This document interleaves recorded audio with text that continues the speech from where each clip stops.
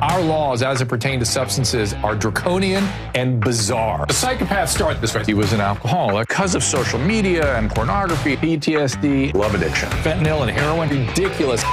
I'm a doctor, for Christ's sake. Where the hell do you think I learned that? I'm just saying, you go to treatment before you kill people. I am a clinician. I observe things about these chemicals. Let's just deal with what's real. We used to get these calls on Loveline all the time. Educate adolescents and to prevent and to treat. If you have trouble you can't stop and you want help stop it, I can help. I got a lot to say. I got a lot more to say.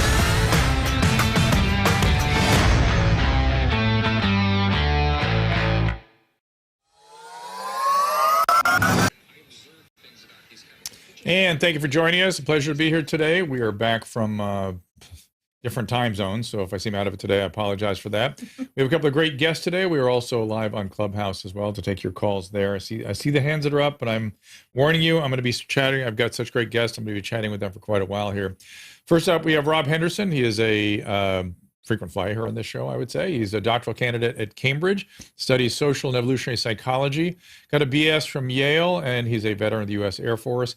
He has an interesting life experience. I'll have him give you an abbreviated sort of rendition of that. He's also been writing for the New York Times, Wall Street Journal, Psychology Today, and most recently interviewed by Jordan Peterson. Welcome, Rob Henderson. Thank you, Dr. Drew. Great to be here. And by the way, it wasn't just interviewed by Jordan Peterson. It was lavished with praise by Jordan Peterson, who's not someone who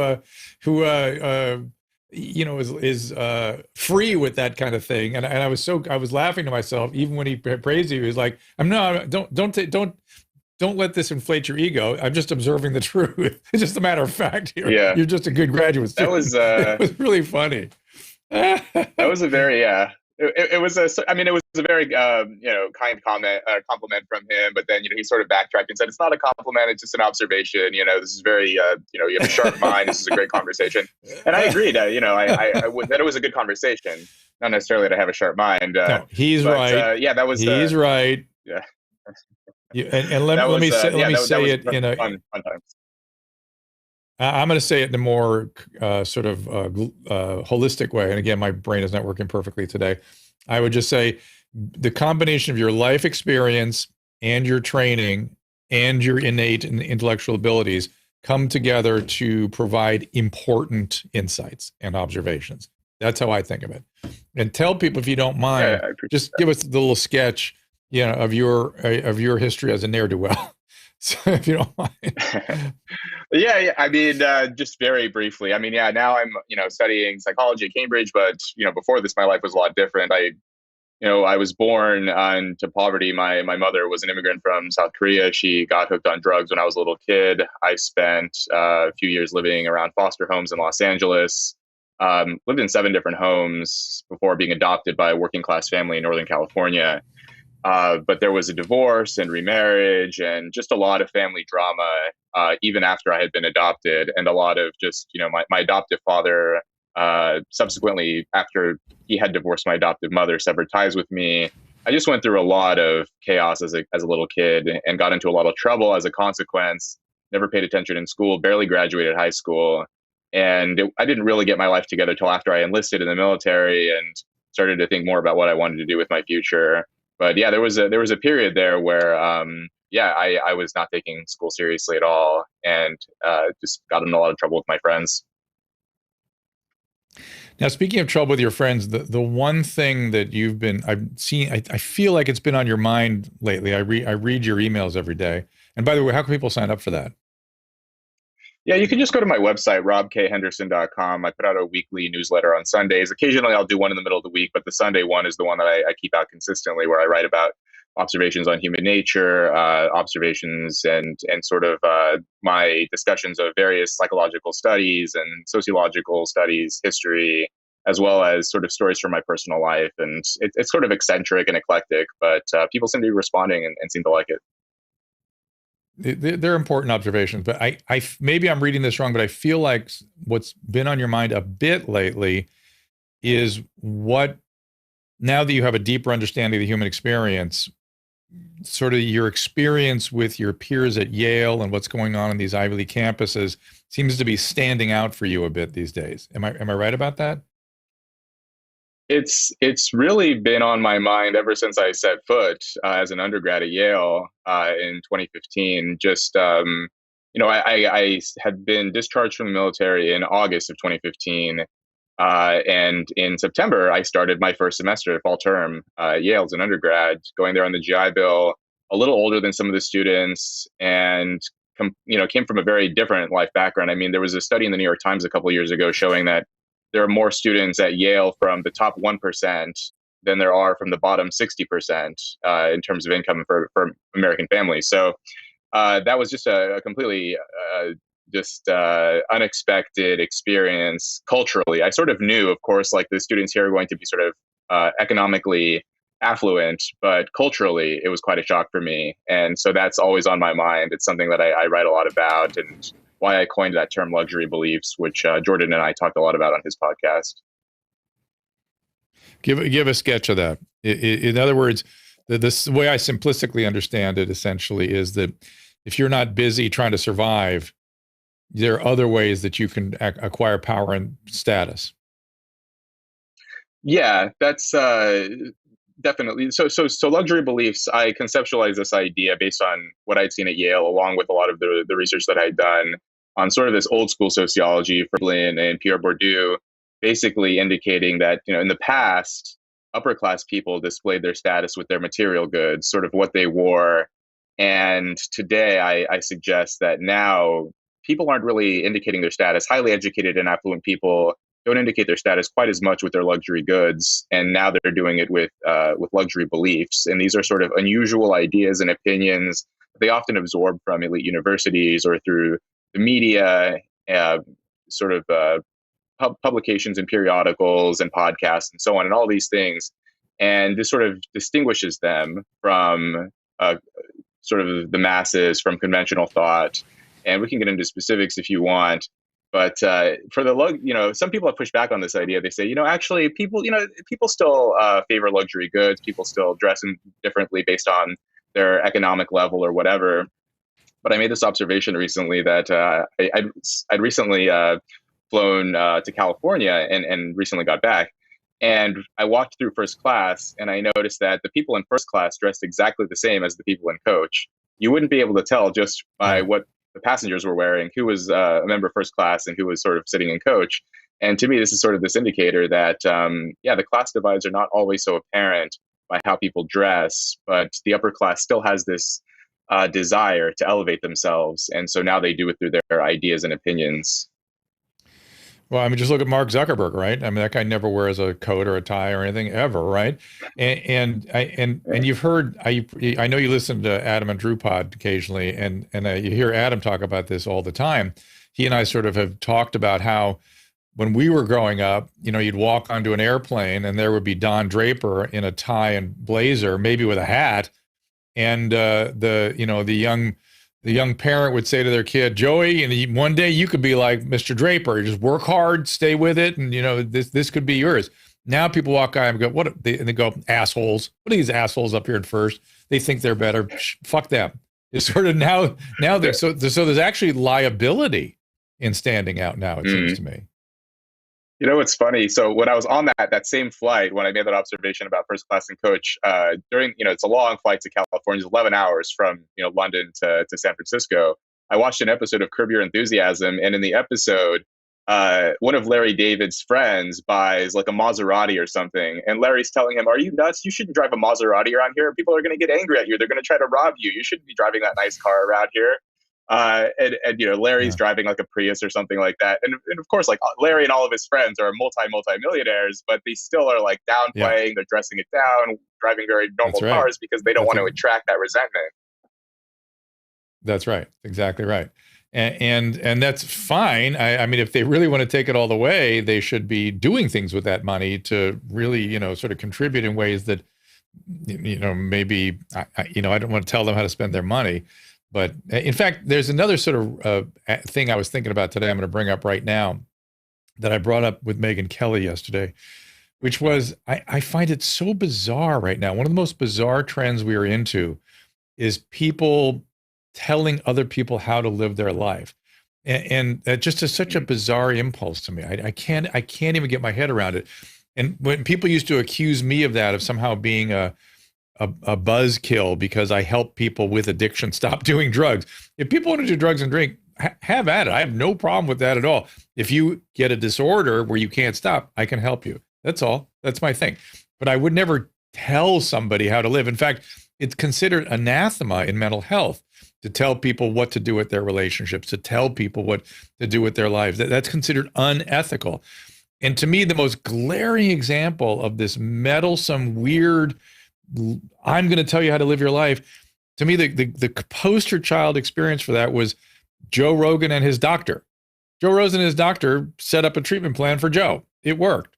No one should have any goddamn opinion about that except Joe and maybe the doctor when he assesses what he does, or maybe the doctor's professional societies. People don't even understand the FDA, the NIH, all those organizations that have been in the press now have nothing to do with the practice of medicine.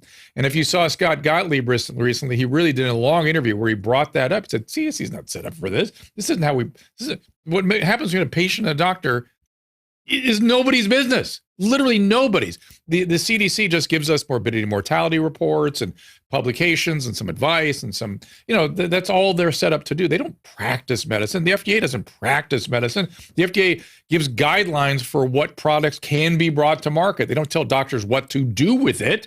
That's up to the doctor and the patient, strictly, exclusively. So this idea that people are going to tell other people how to live their lives, that's the most bizarre thing in the world for me. And I guess it kind of used to come from the right under the rubric of a religious thing. You need to be saved. Now it's coming from the left. It has the same kind of religious energy, but I don't understand what they're saving people from. Yeah, well, I think just from this sort of sociological, psychological perspective, I mean, one reason, I guess there are two reasons that I can think of off the top why people would want to do that. One would be because they think that people who live different lifestyles than themselves, it's sort of an implicit judgment on the way that they live their own lives. And so if you're doing something differently from me, then I'm thinking, well, it's sort of like, okay, well, I'm doing X, Y, and Z, and you're doing this other thing. And so this is sort of upsetting me because by you doing something else, it sort of implicitly is telling me that what I'm doing is wrong. So I have to tell you that you're wrong so that I can be right? One of us has to be right here. And if you're doing something different than me, then I have to tell you, you shouldn't be doing that. But I think a lot of what you're we're talking seeing about now something. with But social, Rob, I want to interrupt you. I'll interrupt you before you say it. You're talking about shame. That shame is what motivates those kinds of experiences where you're exposed to feeling bad about what you're doing. I'm bad for my choices. Therefore, I have to make you bad. Shame is alive and well in this country. Trust me. So to make it about shame, and again, shame is the sort of aftermath of trauma, right? So shame is always there after trauma. So that makes some sense to me. I'm sorry, I interrupted you though. Go ahead. Well, no. Yeah, I mean, that makes sense. The other piece of that, and I guess this is, there may be a more strategic component to this for many people, especially in the age of social media where anyone can get their thoughts out there and get it in front of thousands of people, which is the sort of signaling mechanism where if I can broadcast and very clearly say, you made this treatment plan with your doctor and that's wrong for X, Y, and Z reasons, and I'm posting it online or I'm saying it out loud, knowing that many people can hear me, I'm sort of reminding everyone else and sending a signal to my sort of political or ideological compatriots out there. I'm still one of you. It can get me likes, it can get me status, get me whatever retweets and comments and so on. Yeah. And that can feel really good too. So I may not even care what Joe Rogan says, but if I can say Joe Rogan is a bad guy and get 1,000 likes, then I'll go ahead and say that.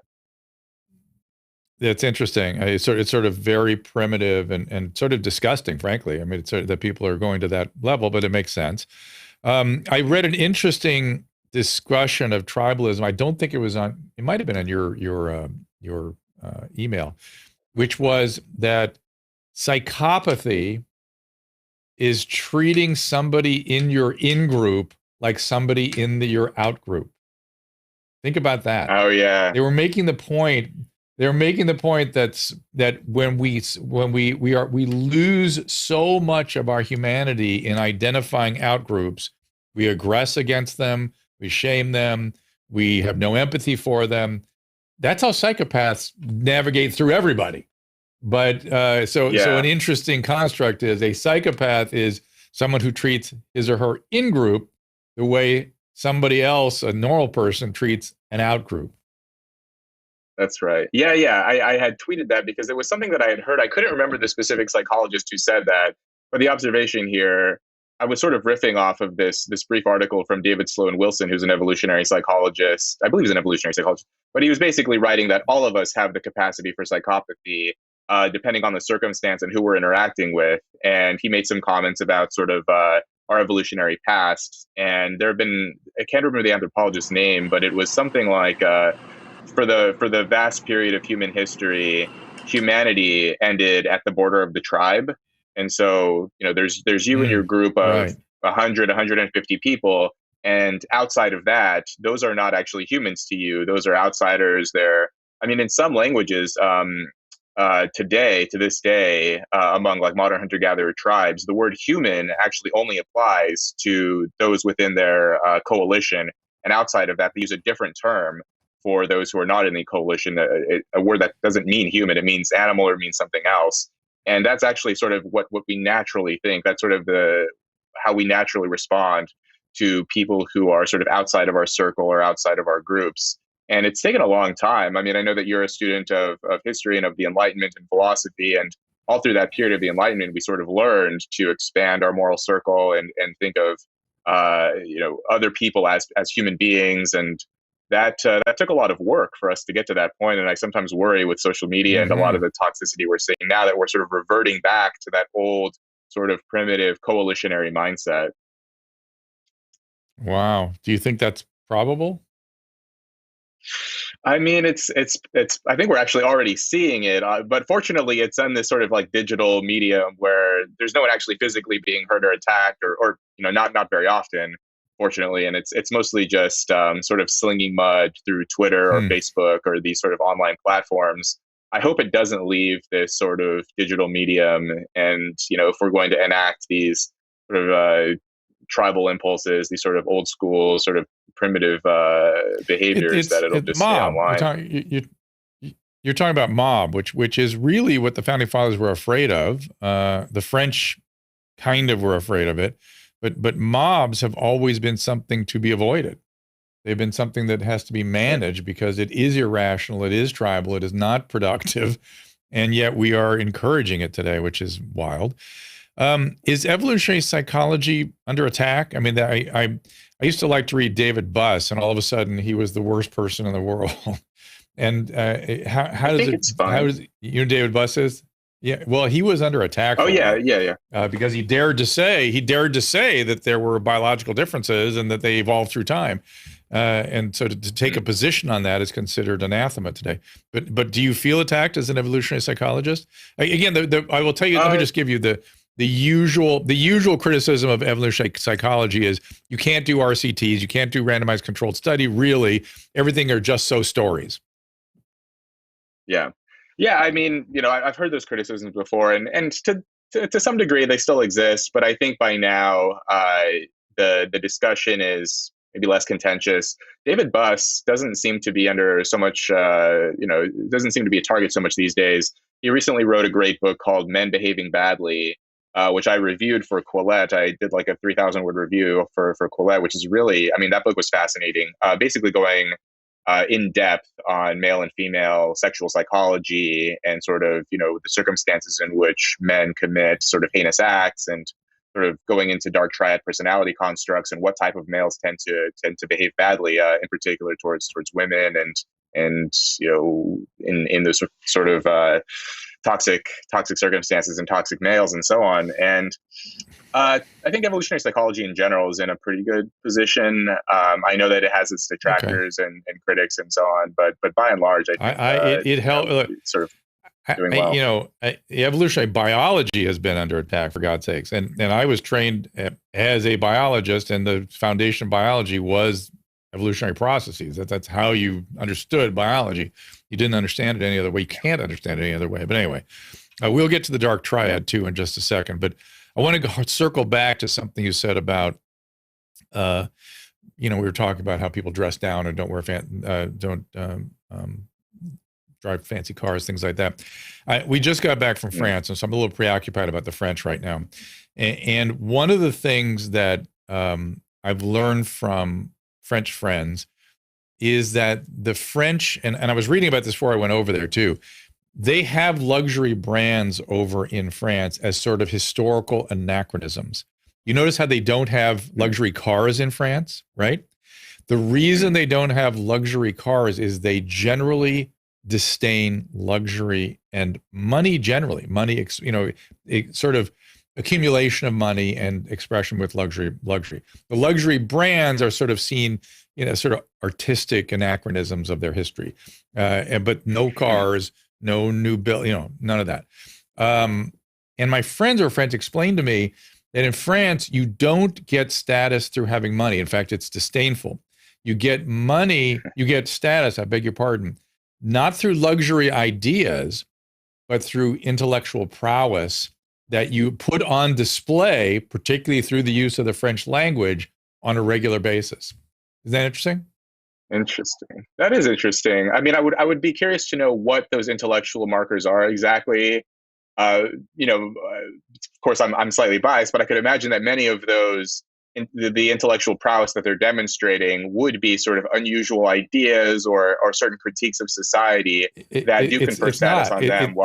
It can be. Yeah. Well, let me take it even further, because I know them pretty well. I'm sort of proud of myself for getting my head around them.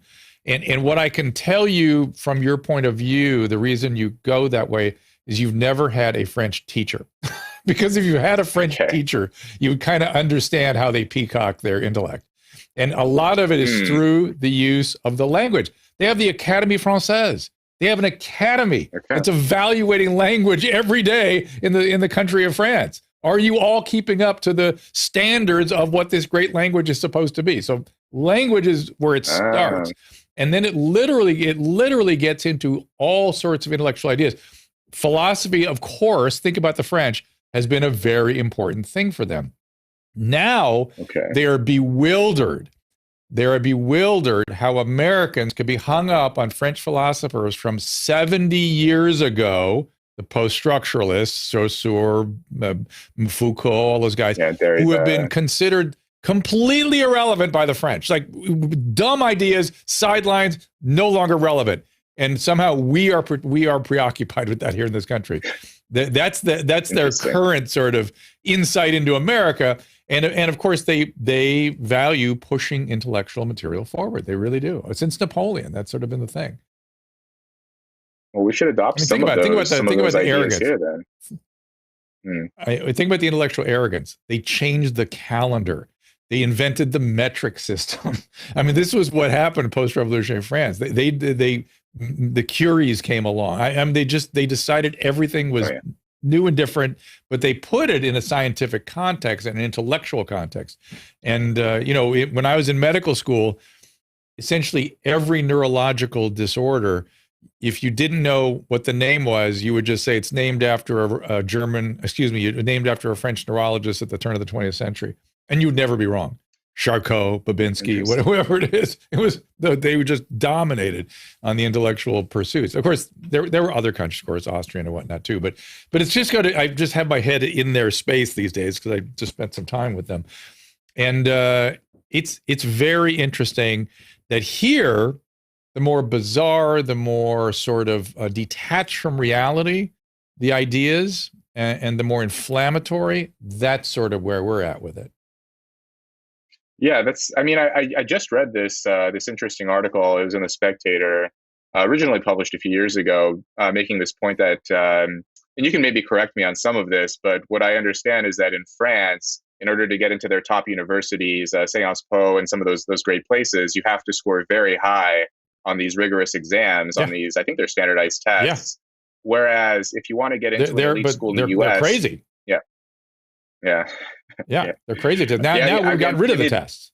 We have this movement towards getting rid of them. I mean, although the elite schools, many of them at least, still have the standardized tests, the SATs and the ACTs, but they're not quite as strict about the cutoff scores, about who can get in, and it's at least as much to do with your sort of social presentation, your grades, which can be to some degree engineered and manipulated. your extracurriculars, your sort of academic resume, all these other things can sort of bolster your Right. application to get into a place like, Harvard or Princeton or something. Whereas there, it's much more Yeah. about like, can you meet this very rigorous standard on this test? And so I wonder if that sort of selects for a certain of elite in France, whereas in America, our elites are selected in a more maybe hodgepodge kind of way, where people who can sort of present themselves in a certain way are able to enter the top universities. So yeah, and in that I think you're right. It's Yeah, I called mean the elites here are it's there's a called culture the in America. bac. They call it the bac. The Mm. bac, the baccalaureate, the bac. You have to pass the bac. You have to prepare for the bac, Okay. BAC, bac. And Okay. it's insane. The kids spend a year Mm. killing themselves getting ready for that thing. But it's like the bar Yeah. kind of thing in law school too. Mm. So we're going to talk about the Dark Triad in a second. Before I go there, though, I noticed you either retweeted or put something on Facebook or something about something I said about what something the CDC said, and since I can't find it now, they seem to have taken it down, which is Oh that no. their position was that the long-term solution and the achievement of so-called herd immunity is going to be arrived at by as many people as possible getting vaccinated and then those people getting infected. So it's a mild illness, which the majority of cases have been vaccinated. Not everybody, I understand, but they want vaccine plus natural immunity in order to achieve ultimate herd immunity. It was what the position they had, and it made sense. They just won't say it publicly. Yeah, I heard you talking about that with Adam on the Adam and Dr. Drew show, and yeah, that was fascinating to me because I remembered reading something similar to that in the New Republic. This journalist interviewed a bunch of medical doctors and medical researchers, and they sort of came to that same conclusion of like, this is going to be with us for a few years. The goal is to get as many people vaccinated to minimize the symptoms, but in the long term, most of the population, if not everyone, is going to end up getting this thing. And it just sort of came and went. That right. Republic article was about a month ago, and no one paid attention to it. And then your conversation reminded me of it. It's a big deal. It's a big deal, and it's true. If we really, I think Great Britain, where you are, has sort of come to terms with that. That's sort of how they're proceeding, and many countries are proceeding that way. They're just getting them all vaccinated as much as you can. I don't know if maybe the vaccine hesitancy has been more severe than people thought, so they don't feel like they can really advocate that sort of policy. I don't know. It's interesting to see how this plays out. I do think that's what we're going to have to do. I just don't see another way of really getting this thing fully suppressed. But we'll see. We'll see how that goes. We do need antivirals. Yeah. The other thing I was thinking, there are 3 antivirals coming.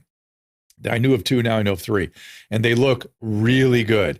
And that will be another layer of being able to protect people when they get the natural infection. In other words, you can be vaccinated and you can take the antiviral as soon as you get sick, and this thing is not going to be a big deal. Okay. Yeah. I mean, that's welcome news. Yeah. Yeah. I mean, so over Triad. here, what I'm. Yeah.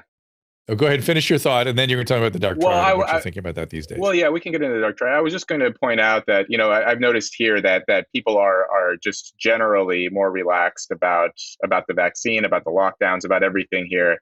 And in America, it seems much more polarized. And yeah, I'm hoping that things will cool down once these antivirals come out, or sort of once people just sort of learn over time that this is going to be something that's with us for a while, as you were saying. Well, it's interesting to me that the masking is, to me, the most interesting sort of example of people's display of their feelings.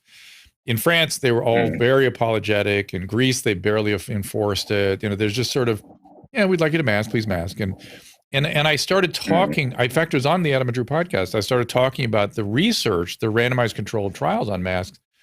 And the research shows that there's somewhere between 9% and 15% effective. Like they'll reduce case rates by that much. Not zero. They're not zero. They're not effective. They're just marginally effective. And when you're talking about large numbers of people, you may want to advocate for that. That makes sense to me. But to pretend that it's 80% effective or 100% effective and to signal that if you're not doing it, you're killing somebody, we have to get away from that. I'm really troubled by that. Yeah, there does seem to be this sort of signaling, like a social signaling component to it. What I noticed when I was in California recently is, so my mother lives in San Jose, in Silicon Valley, sort of very sort of blue area of California, and there people were still wearing masks inside and outside. Just masks everywhere. I saw people driving alone in their cars, no one in the car with them, windows rolled up, they were wearing a mask. And then I traveled about four That has hours nothing to do with north, where my COVID. sister. Yeah. Well, that yeah. Yeah. I traveled about 4 hours north, where my sister lives, in a town called Reading, which is a sort of more working class, blue collar town. And there, nobody was wearing masks. No, we went to the mall, we went to restaurants. I saw zero people wearing masks inside or outside. So it was interesting. In San Jose, everyone wore masks even outside. And then in Reading, this sort of more working class part of California, no one wore masks even inside. And I was asking my sister, when did people stop wearing masks around here? And she said, oh, they never started. Masks were never worn. And she was telling me that a lot of businesses had never shut down during the lockdown.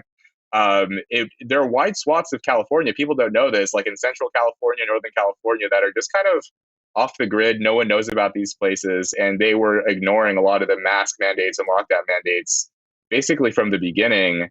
Which is kind of surprising to me as she was explaining this. So even within the same state, there's this vast difference in how people are responding to this, based on, I think, to some degree, based on education level, sort of occupation, white collar versus blue collar, and so on, sort of class related.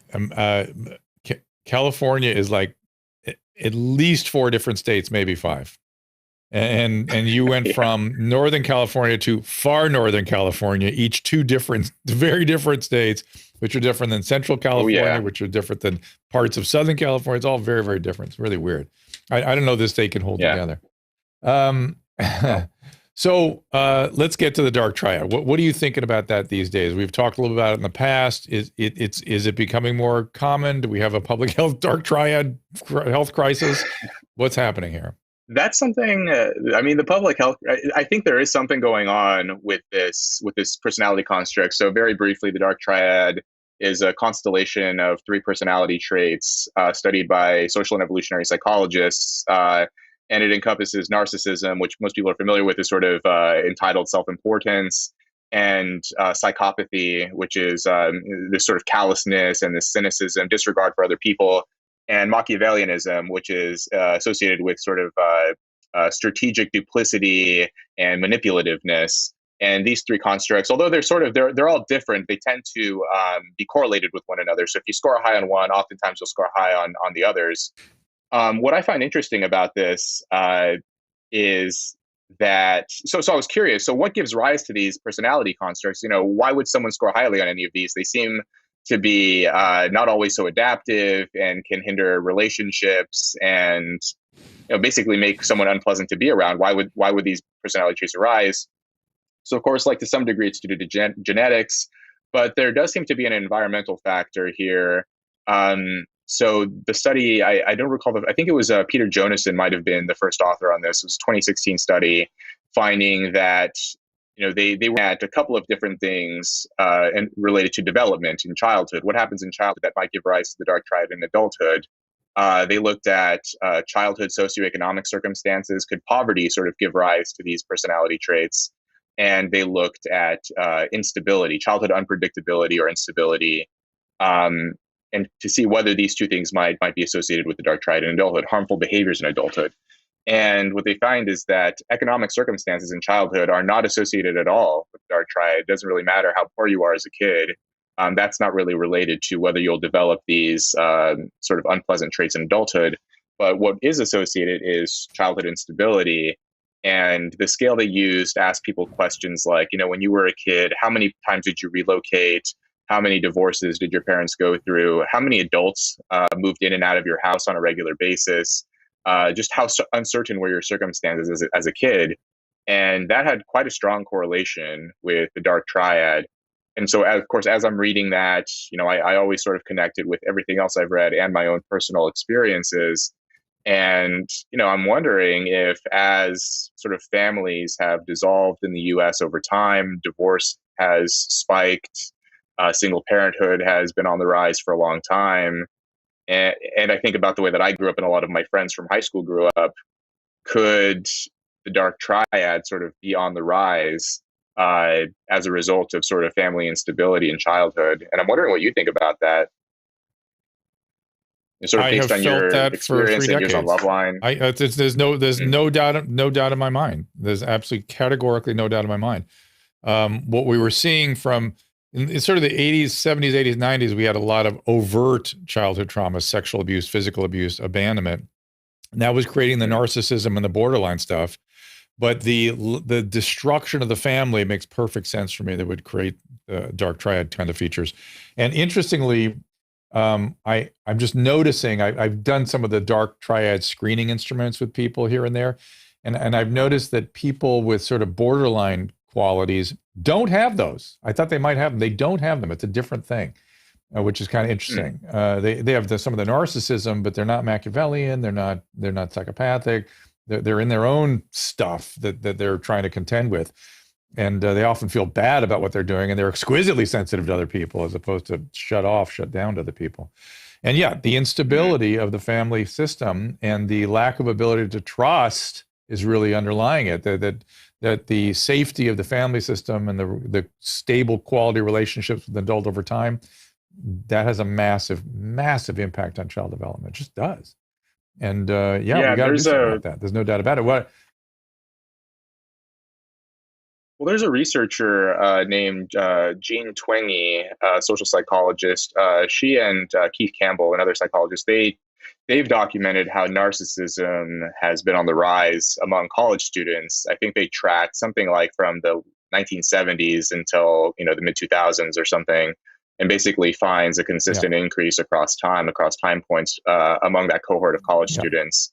And one thing that I was wondering, so that's narcissism, but what about these other two personality constructs? And also, I mean, those are students. Yeah. I mean, so from a class perspective, college students are much more likely to come from two-parent families, especially people who go to like really fancy colleges.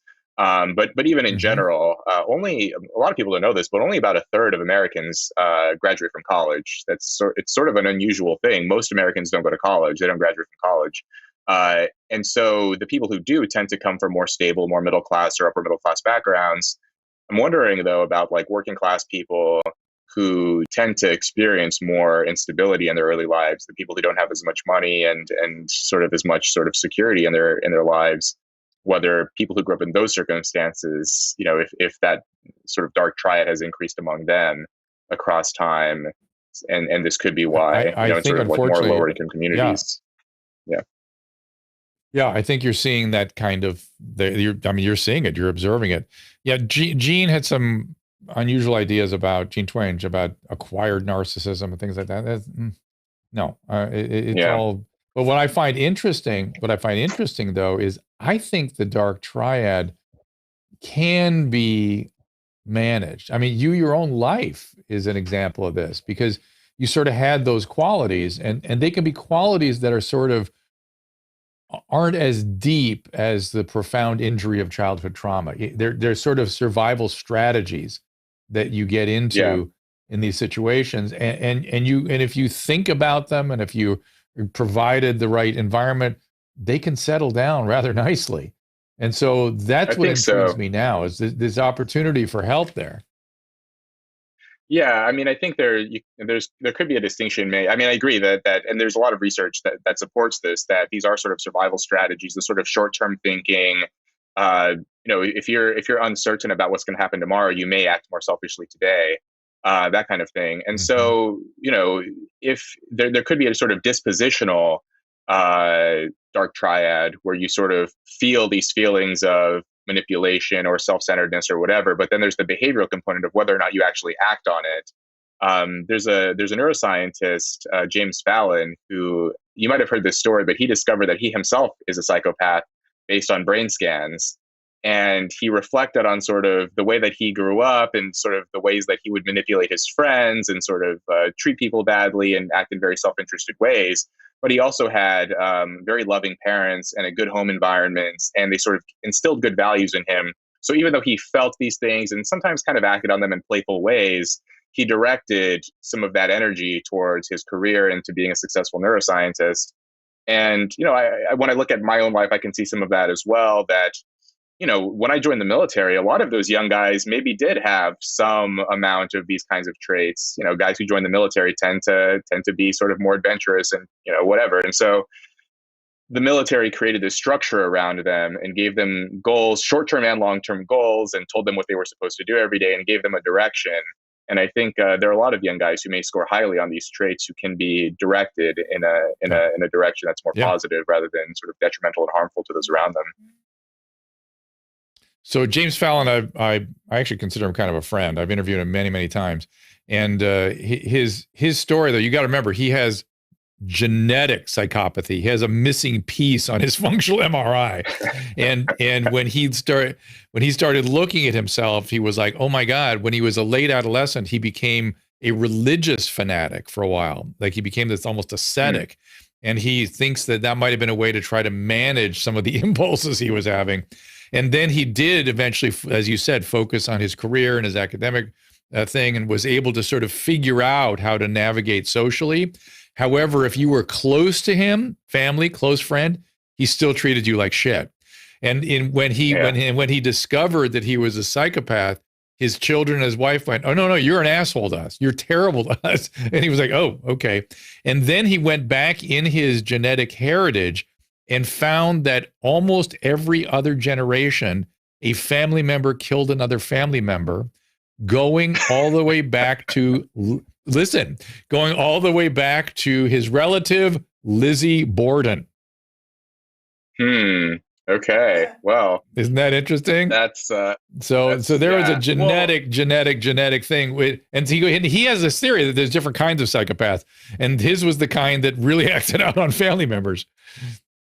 Yeah. Well, does he have kids? He may have to keep an eye on those kids then. He did. Yeah. I mean, right. Well, it ends up being, I forget how it's inherited. It wasn't first degree. It was often a second degree relative. If I remember, I thought I was saying it was every other generation. There was somebody. But whatever that is, it shows up on fMRI. That's how he pulled out that he thought he was going to put his fMRI in as a control. He turned out being a patient, and he was sitting in the control pile. The story, he was sitting in the control pile, and he was going through the controls and, unmasking them. And he's like, oh, here's a psychopath, got mixed in the controls accidentally. And he unmasked it, and it's his. And he went into denial about it for a while. So hey, it's a long story. It's very, very. He's got TED Talks out there. You can see him on YouTube all over the place. Look him up, James Fallon, not Jimmy Fallon, James Fallon. Yeah, he was on Weekly Infusion with Dr. Drew, and he was also on Ask Dr. Drew. Remember, with Leanne Tweeden. I don't remember, but I'm not surprised. We have both those podcasts with him. So so if you want to look those up. So are you focused on Dark Triad these days? Is that something you're sort of interested in? Or where's your research going now? What are you interested in? What preoccupies you? What are you thinking about? Yeah. I mean, so that's definitely one of the things that I've been thinking about in a lot of my writing and in my newsletter. Another one is the Light Triad, which is a more recent personality construct from Scott Barry Kaufman. The Light Triad is so he formulated sort of three personality constellations here, or one constellation of three traits: Kantianism, faith in humanity, and humanism. And this is basically sort of kindness, generosity, trust, like all of these things, like these sort of positive and pro-social personality attributes. And again, in his research, he also measured, sort of what's associated with these traits, and finds that childhood instability is negatively associated with the Light Triad. In other words, the more unstable your childhood, the lower you score on these kind of traits, which I guess sort of makes sense based on what we talked about with the Dark Triad. And so this is also something that's been concerning me as sort of as more kids grow up in sort of chaos and disorderly environments. Is this part of why we're seeing, and we're actually are seeing this? I mean, there are very fascinating trends on the decline of trust in America. There was a very sort of widespread Pew poll a couple of years ago, sort of comparing and contrasting sort of levels of trust in age groups. And for Americans over 65, if you ask them, can most people be trusted? Can most Americans be trusted? People over 65, it was something like 60 to 70% of senior citizens said, oh yeah, most people can be trusted. And if you ask people under 30, it drops to something like 28%.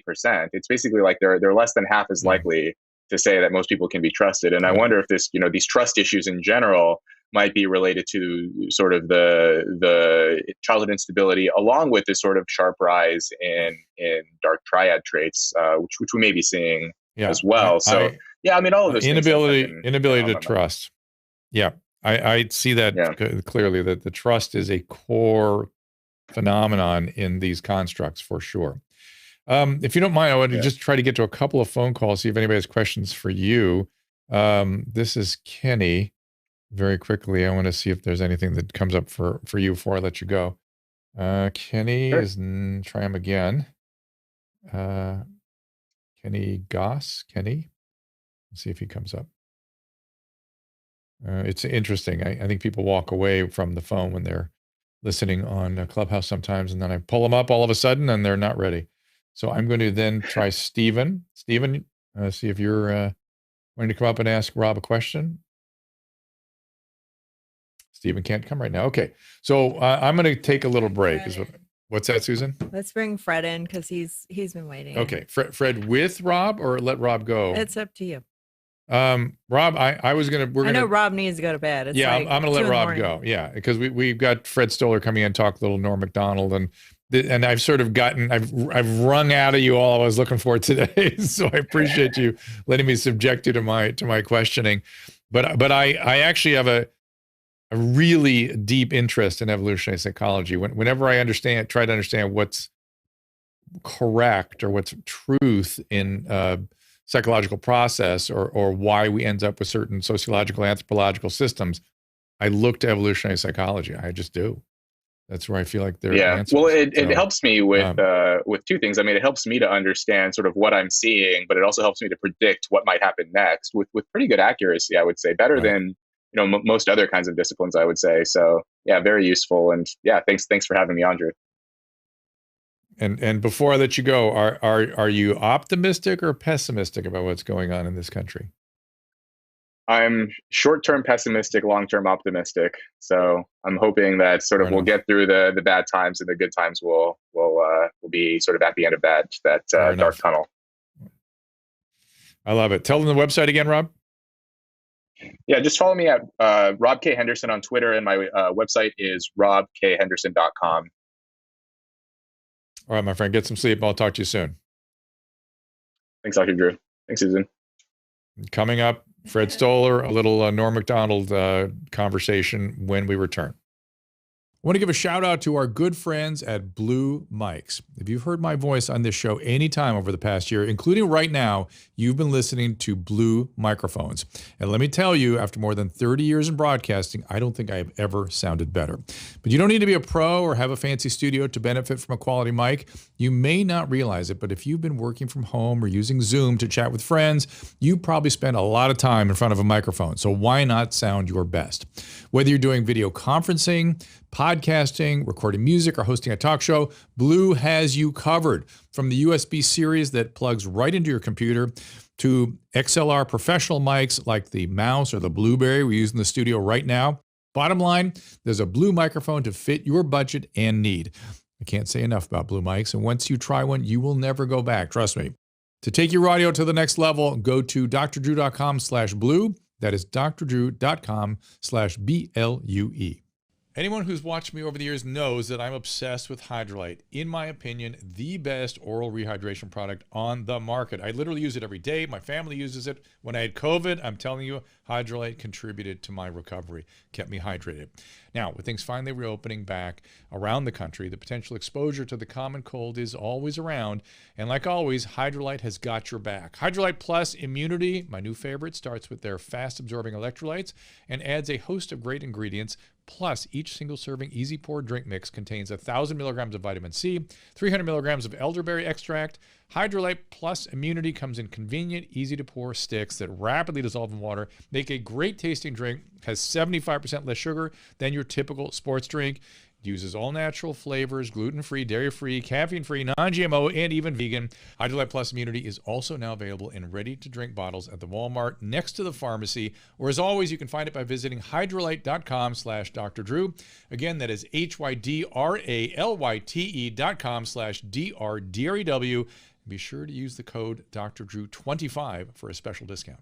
Here with my daughter Paulina to share an exciting new project. Over the years, we've talked to a ton of young people about what they really want to know about relationships. It's difficult to know who you are and what you want, especially as a teenager. And not everyone has access to an expert in their house like I did. Of course, it wasn't like I was always that receptive to that advice. Right, no kidding. But now we have written the book on consent. It is called It Doesn't Have to Be Awkward, and it explores relationships, romantic relationships, and sex. It's a great guide for teens, parents, and educators to go beyond the talk and have honest and meaningful conversations. It Doesn't Have to Be Awkward will be on sale September 21st. You can order your book anywhere books are sold, Amazon, Barnes & Noble, Target, and of course your independent local bookstore. Links are available on drdrew.com. So pre-ordering the book will help people, well, raise awareness, obviously, and it'll get that conversation going early so more people can notice this and spread the word of positivity about healthy relationships. So if you can, we would love your support by pre-ordering now. Totally. And as we said before, this is a book that both teenagers and their parents should read. Read the book, have the conversation. It Doesn't Have to Be Awkward, on sale September 21st.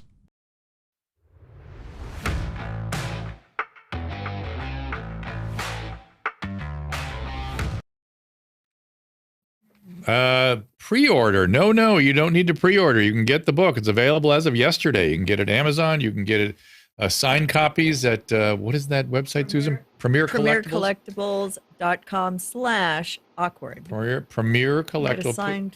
Signed one. Susan will put that up. They can get the link if they just go to drdrew.com/awkward and it has the link right there. Yeah. Believe me, we've told everybody. I think they all heard it. All right, it's out there. We've got it. We like it. We're happy with how it turned out. And we need Paulina, new commercial when she comes yes, we out do. next week. She's coming back next week. We're going to be everywhere talking about it, so we're all over the place. So let's bring in my friend and actor Fred Stoller, comedian, stand-up. Susan was going through Fred's pedigree yesterday and going, "Oh my God, Fred's been in everything, right?" He has had a charmed life. He has been in everything, and in fact, he wrote a book about that. You guys didn't put the here. Wait, what's the name of the book? It's like, Fred, come on in here. The book is called. That's my cat. Uh-oh. It's a cat. That's my cat. That's Fred's cat. Hi, kitty. This is hysterical. This is really funny. Yes. What's it called again? From Lovelock. Maybe we'll have you back. Maybe we'll have you back. That's what it is. That's it, the book of Fred's experiences as a guest actor. Which didn't happen on Loveline. That's Guest why I'm star. traumatized being here. Because when I did Loveline, What happened? they said, can't you be more like Nick Swartzen? They were so disappointed. They like that kind of humor. And I'm a little stressed because Susan was going, Fred'll be the funny part of the show. Which, how do you follow Rob Henderson? He's very funny. I was cracking up. And it's like I was having anxiety because I'm not feeling funny. I'm not doing so I'd like to talk, but I can't be like Nick Swartzen, hey, and ooh, I don't know. I know they love that on Loveline. Nick Swartzen. I did not anticipate you being that way, so you can feel less anxious. I wanted to talk to you about your friend Norm and about how you both kindly allow me, if you remember this, I visited you at the Ice House when you were touring with Norm. And that was, I'd met Norm many times over the years. I played actually baseball with him a couple of times at these sort of celebrity Dodger games. But the only time I really spent any time with him was in that green room, that little crazy green room at the Ice House here in Pasadena. Mm-hmm. And I enjoyed both of your stand-up that night. I thought you complimented each other really interestingly.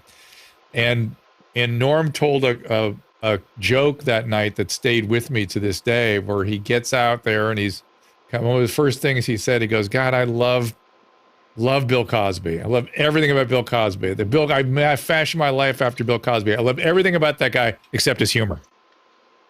I thought that was such a great joke. So someone said the biggest problem was the hypocrisy. That was the thing you can't get over. Someone said that. And he goes, what about the rape? Yeah, he had that too. You're right. Yes, That's right. He goes on to say, when you rape, he goes on. Yes, he when went you on rape to something, say, you're the a thing I hypocrite. can't stand You're about a Bill Cosby hypocrite. is he's a hypocrite. It's hypocrisy. And Norm would just say, what about the raping? That's not a part that bothers Yes. you too. It's very funny. So it's this woman Tina. I think you met her. She was at a bar we went to with Greg, and a lot of people called or texted thanking me for when for coming to that show you went to, or for when they I brought Norm by, and he was larger than life. And so I'm not really processing this because, I didn't know the extent that he was sick. And I'm still in the daze because then 2 days later, on the Emmys, I had to rewind the in memoriam because it still doesn't feel right. Because, anytime, you brought him by, he's just on and busting balls. And I knew I met him the first time he came to the Hollywood Improv in 1989. He was shy and skinny and nervous being at the Hollywood Improv. And so, yeah, we hung out a lot. I don't mean just close to a year I opened for him, but he was, I'm taking this differently than other people I lost. Because he would, not to compare him to my mother, but my mother didn't crack me up like Norm did, but just there was nothing casual about both of them. They were forces. And again, I didn't see it coming. And it's just, it was a fraught relationship, which makes it part of the process. Because right. Hey, Fred, can you move a little closer to your mic? Sure. Fred, move closer to the mic. Your sound is a little weird and muffled right now. Way better. We were good. Sounded better earlier. Yeah, you're good. You guys had a cantankerous. You guys kind of had a cantankerous relationship, yes? Well, it was a lot of busting balls, but that's Norm, and people know the story. He stole my jacket. And when you saw me on Norm Macdonald Live, people reached out a lot saying he was giving you a hard time, but you could see he cared, that there was a history, a connection. Mm-hmm. I mean, I have had people stop me on the street saying, I know there was a connection. So maybe there was something about us, some chemistry where you could tell when I was on this podcast, I did a sitcom 3 times, that there was it was a type of thing, though, even though when he was being most annoying, it was annoying, but I was still having a great time. And that's him. That's just ridiculous, beyond ridiculous.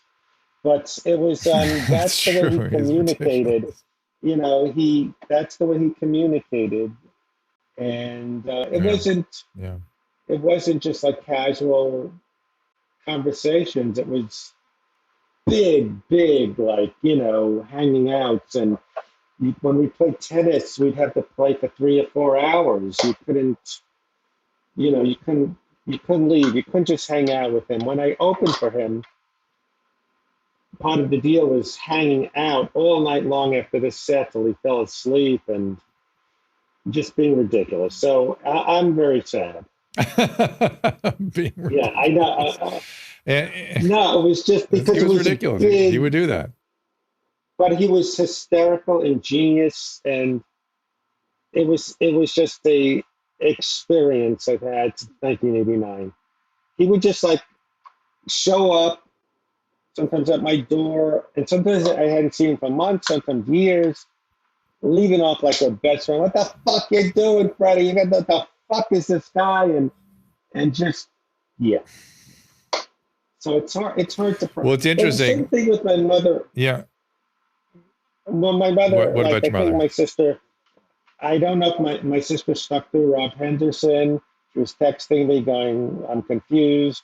Where are you? No, I was but when my mother died in July, we were there, and that was a fraught relationship, but we didn't believe she was gone because Pearl was Pearl, like Norm was Norm. It was just, And it was hard to believe someone like that was not here, even though my mother was 93 and right, not doing well. So it's still isn't hard that to believe. interesting? Yeah. Yeah. Yes. We as humans, am I being sort of like Nick Swartzen? No, you're not being Nick Swartzen. Thank God. Thank God. Thank God. They were Not that I don't love Nick. I was on Nick Ballby. They were apologizing. Nick Swartzen would be tomorrow, and there was applauding. And I was trying to be Loveline-ish, but all right, I'll shut up. They were applauding, Stop. driving, running That was, around. you're talking about 12 years ago, by the way. Right. So sorry, I won't interrupt. So the humans do this strange thing, which is we internalize pieces of each other. And when somebody is a big person or an important person in our life, our brain doesn't really let go of that person. We keep a piece of it inside. In fact, we often, maybe that's one of the reasons. Intentional of Norm. Is that intentional people like Norm to be? No. It's just what happens. What's interesting to me between you and Norm is when you describe him showing up in 1989 at the Improv, I feel like you were describing yourself. So to me, he probably was somewhat holding up a mirror to you a little bit, which is a very powerful thing to have happen. Well, at first he was petrified being at the Hollywood Improv, this seminal, place, and he wasn't established. He was a Norm. And then he did SNL, and we'd hang out. We'd play tennis for hours. We'd see movies all night long. We'd play games and fight. I don't remember the games. Like I introduced him to one No Borns, talk about French, and just fighting and trivia games. But one thing interesting is so many people who saw us on the tour together reached out. One radio person in Portland. And she kept in touch with him and said, oh, thanks for bringing Fred by. I didn't know how funny. And Norm goes, yeah, Fred's a good guy. He's shy. He's like me. I'm a shy guy. But you wouldn't know it. Someone said something interesting about me, a friend, that I never learned how to overcompensate for whatever pathology with my mother or just being skinny, and Norm was skinny. So Norm became the Norm persona. Hey, look at this guy. Look at this fucker over here. But he was really shy, and maybe he saw myself in him and didn't like stuff he saw or related. And so, but it was still a bond. And one of those things, yeah. Does that make any sense? And tell me something about, yeah, it makes sense. I don't understand why no one knew about his illness. And even to this day, we still don't know what we're talking about here, except that he had some sort, I keep hearing the word leukemia. And if you had leukemia for 10 years, that means something called CML, chronic lymphocytic or chronic myelogenous leukemia. Yeah. And the fact, and people don't typically, go ahead. Sorry. Well, you're a doctor, you know better than me how long someone has something. For example, did you know comedian actor Taylor Negron? Are my eyes in the right place? Because when I look at me, I'm looking. Does it matter? I'm not looking directly. Here comes But Susan. did you know Taylor Negron? That's The one you no. Okay. Yeah, you're fine. You're fine. Taylor Negron was fighting cancer Eyes on and are off good. for It's the years. sound that's all messed up. Did Sorry. your mic go out or something? Well, we're going with it. Go ahead, Is Frank. my mic out? Should I look on the? Should I look on system preferences? I don't know. Input. Oh, built-in. Yeah, Maybe input. I'm doing Bluetooth. Let me do. Is this better? Built-in mic. I click that on. You Let me want put the volume. It's the same. Is this better? Yeah, click on, It's the same. select the built-in mic and then click apply. Okay, input. I just put that in. How's it sounding? It doesn't actually sound any different. Okay, I just raised the level. What happened to you? Input. Sorry. Did you have Is any of another the mic listeners attached? No, I usually just do MacBook Pro microphone. I Speak. put that. Sorry, you're not hearing me at all, or hello? That's so weird. That's fine. Bluetooth, not Bluetooth. Okay, can the people at home hear me? Is You don't anyone want, hearing this? you Can don't someone leave want a the comment? Bluetooth. Yes. Okay, Yeah, I put in, well, it's hard to hear. I put in, oh, well, this sucks. All that prep and, is anything being heard? Yes. Yeah, we can hear you. Okay. Just a little So echoey and buzzy. what was the question? Oh, how 9 years? So 9 years you're speculating leukemia. Drew? Well, that's what I keep hearing. That's what I keep hearing. Well, you know what's interesting? When we would tour, can you hear me again? I'm sorry. Yep. Yeah. I'm hearing you. When we would continue, Please. autograph people would meet us at wherever we stopped with all these things from Norm to sign, once or twice me. And my friend who works at TMZ said that people at the airlines get paid to tip off these, not autograph people, but people who sell them. So you would think if someone was fighting something as famous as Norm is, that it would have leaked. So I'm curious how that works. You would think so. Yeah, the whole thing is very bizarre to me. And everything around his death is not fitting together for me. Yeah, because he was, if you have leukemia, do you get chemo? Is that different? It's different. I mean, it can progress to something where you need that. Let's see. Because the only clue we had, all of us had, was that his face looked puffy, and some was going, maybe he was on, what were you saying? Well, corticosteroids can be part of that. Yeah.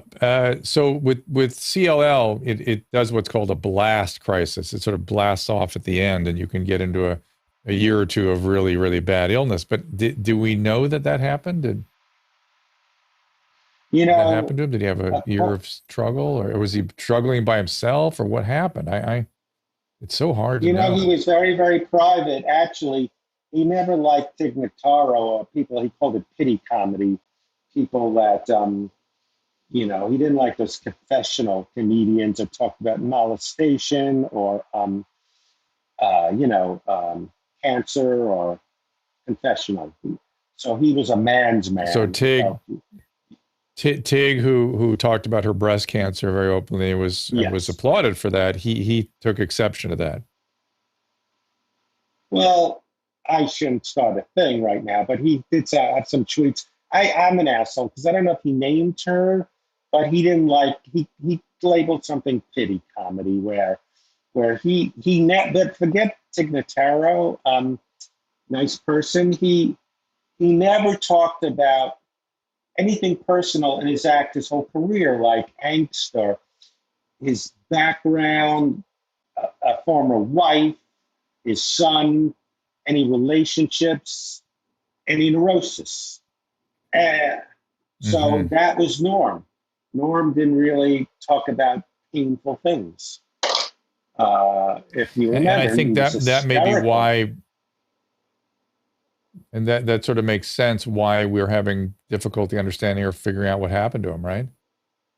Yes. He was very private. Again, he never, talked about, any psychological angst. He talked about things like, I don't like death, or, I'm from a long line of death, but not really, you didn't really know anything about his past or people in his life. Or anything, yes. He came. Yeah, I'm just looking to see if there are any, and I'm just looking to see if there's any, recent changes in the prognosis for chronic lymphocytic leukemia. It's essentially a 10-year illness, and then things get bad. So he's right on. Oh, so right it is a 10-year illness, unfortunately. So then I guess he had leukemia. Yeah, I thought they were doing better with it these days, but. Well, isn't it that you only? I think Kareem Abdul-Jabbar had it, and so did the guy from Dexter. He had lymphoma. He had lymphoma. I thought if I understand what was going on. I thought you get better from leukemia if you have the what's it called? Not the transplant. What's it called? The Well, bone marrow, that's AML. That's bone acute marrow. myelogenous leukemia. Yeah, that's AML, acute myelogenous leukemia, and those do well with bone marrow transplants. I don't know on CLL and CML. I just what I'm scanning on the internet, it says it's about 10 years still. Well, So that's it's a why I'm nasty also in illness. shock. That's why I'm also in shock because I didn't. All of a sudden, I was getting text after so many phone calls and condolences, and so I'm just as in shock. And did he processing it have a because service? Did he have a service or a funeral? not that I know of. I mean, another. Yeah. I would call he was only a peripheral friend. An actor, Willie Garson, just died of cancer, and he was very upbeat, and he's having a service I think tomorrow, and it's pretty quick. So I'm suspecting Norm wanted something very, very, very private. I don't know. It's very private. Yeah, but for someone like you, I get that, but for someone like you who knew him so well, it would help you to go to some sort of closure, some sort of service. That's one of the reasons people do that kind of thing, is to get the ability to kind of let it in, to really accept what has happened. It's hard, super hard. It is. Again, I'm still, and because they're memorializing him so much with all these awesome clips, I'm watching them. I still hear his voice. It's such a vivid voice in my head. Hey, Freddie, or this. Mm-hmm. He was almost like a parent you want to please, because he saw me on Doug Benson, where you get stoned, and he loved it. And I'd be a thing, send me the link, like your friend Howard Lapidus. He wanted me to send a link. He had a podcast, and I didn't, because I think I said he's a ball buster or it could be a bully. But I could picture him watching it going, Freddie, why you not? That's not how I sound. So yeah, it's almost like a parent, because it would, Norm had this legion of fans that would get back to him. And like we did a podcast, me and you, years ago, where I recounted some of the funny stories of opening for him, where, he forgot his pants, and I had to help him get pants. And that became a YouTube clip. And so some people would always send them, look, Freddie's talking about you. So even now, I feel Norm is watching. Even, so it is like a parent in a way, because, it was this guy that, things will get back to him, but and I would like when he would like something, I did, and he'd crack up. So, yeah, there's a lot of, you want to please him.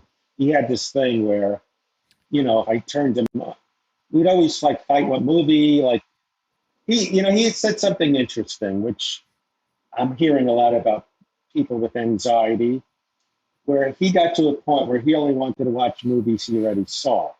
I think we don't want the anxiety. It might not be good. You want the comfort. This is going to be good, and there's no surprise. So he got to a point. Right. So I always wanted to turn him on to a movie he never saw. He always insisted, and he'd get mad because I wasn't a big John Hughes fan. And you're not liking the movie. He loved it, the Thanksgiving one with John Candy and Steve Martin. So it would always be, but then I remember I was very proud that I turned him on to a movie. Some Came Running with Frank Sinatra and Dean Martin and Shirley MacLaine. You're so happy when he likes it. So yeah. But did you ever hear that about anxiety, where we want the comfort of something we already saw? You read the book you read a lot, or he would watch the same movie. Yeah. I actually, Fred, had not heard that, but as somebody with generally, I could relate to it. I understand that you don't want the tension building and the surprise of a narrative. You like the film and the experience and the characters. You want to spend time with them again, but you don't want to deal the comfort. You know what's going to happen. Well, it could be like when you get to a certain age, it's hard to make new friends. So it's sort of like you just want, it's like a comfort, and this is. There's no surprise. And I get it. Yeah. Well, Fred, he will be with us all for a long time to come, and I knew it was something rather profound for you because you had a very long and rich and interesting relationship together, and he is gone. I'm sorry to say that to you, my friend. He is not here, even though it feels like he is, not just to you, but to all of us. You've got him in your head. We all, every time we go past YouTube, there's another Norm video. It feels like he's always around. And the fact that abruptness. And only 61, and it just and yes, we had a great time at the Ice House, and you had to go, but then we hung out at a place next door with Fraser and my friend who came to see the show, and we hung out right next to the Ice House, and there was nothing casual about Norm. You had to hang out and hang out and hang out, so we hung out a lot. And in a big way.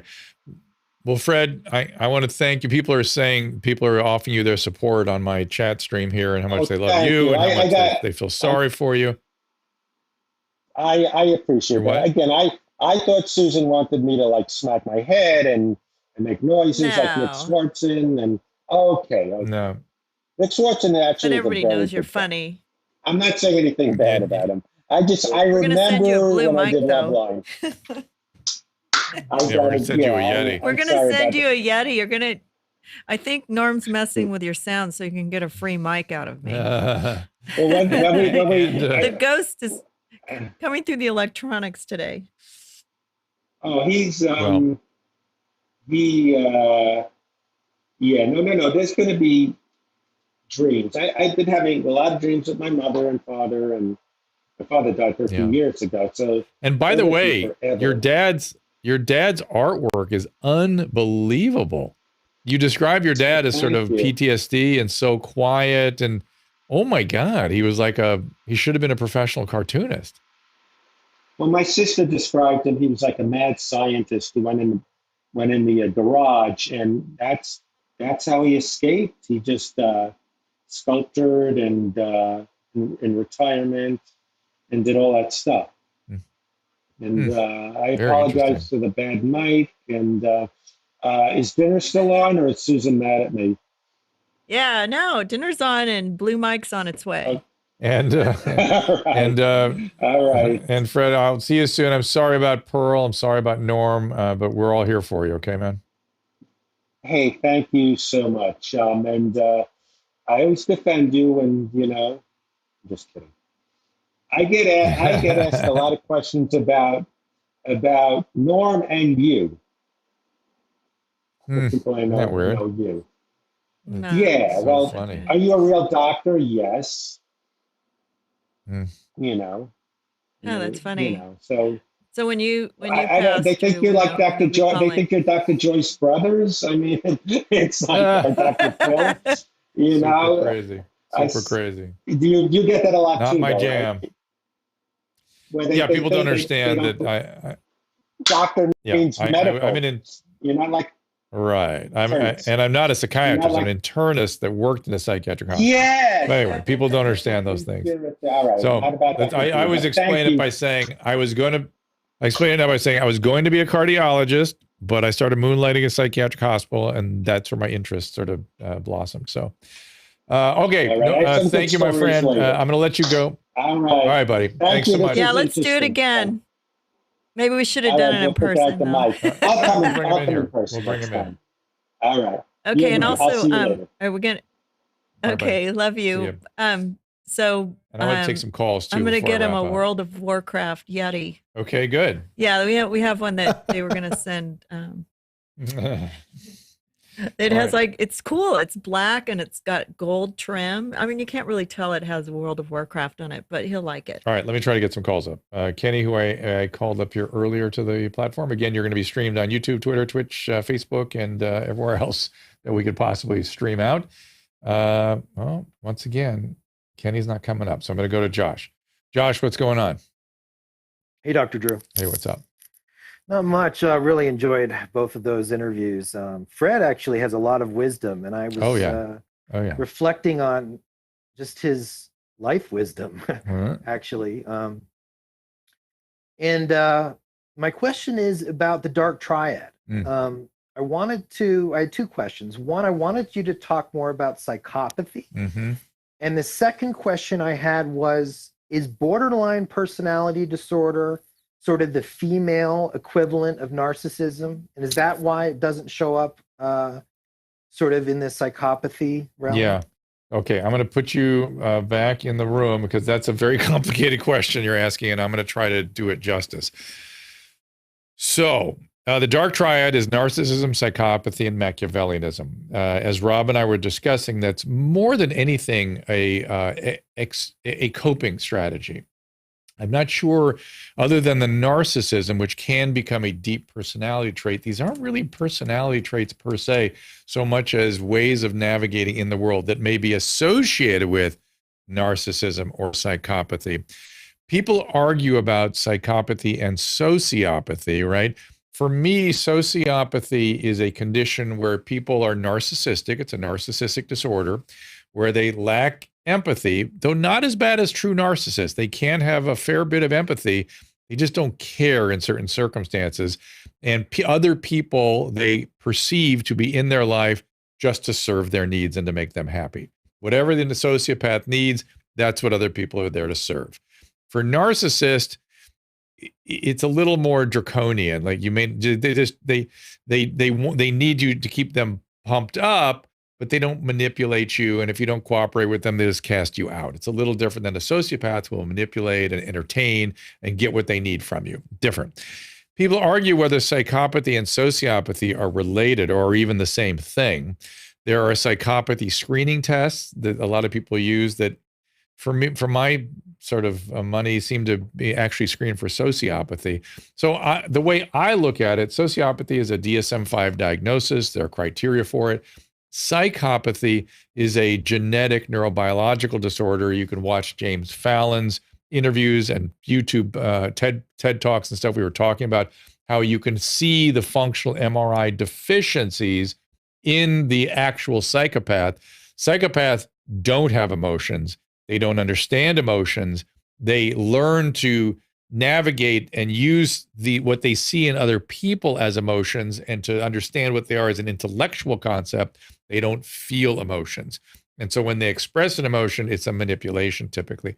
And so psychopaths are more dangerous because other people don't really exist for them. And if a psychopath was traumatized in childhood, they can be a real horror.